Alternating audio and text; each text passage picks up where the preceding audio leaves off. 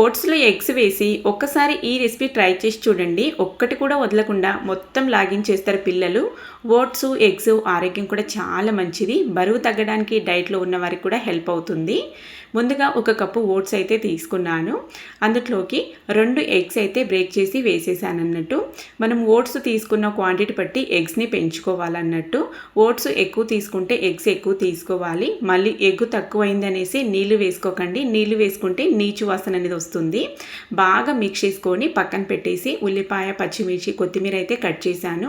ఉల్లిపాయ ముక్కలు, పచ్చిమిర్చి ముక్కలు, కొత్తిమీర తురుము కూడా వేసుకొని పసుపు, ఉప్పు, అలాగే మనం తినే కారానికి సరిపడా రెడ్ చిల్లీ పౌడరు, మిరియాల పొడి, అలాగే ధనియాల పొడి కూడా వేసేసుకొని అంతా బాగా మిక్స్ అయ్యేలాగా మిక్స్ చేసేసాను.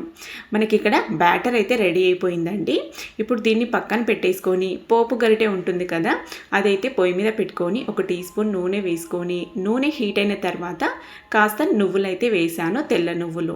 ఈ నువ్వులు వేసేసుకొని ఆయిల్ హీట్ అయిన తర్వాత ఇందులోకి మనం మిక్స్ చేసి పెట్టుకున్న ఈ బ్యాటర్ని ఒక గరిటె వేసుకొని ఈ విధంగా మూత క్లోజ్ చేసుకొని ఒక సైడ్ కాలాక టర్న్ చేసి రెండో సైడ్ కూడా ఎర్రగా కాల్చుకున్నామంటే టేస్ట్ అయితే సూపర్ ఉంటుందండి. తప్పకుండా ట్రై చేస్తారు. ట్రై చేశారంటే మళ్ళీ మళ్ళీ కూడా ట్రై చేస్తారు.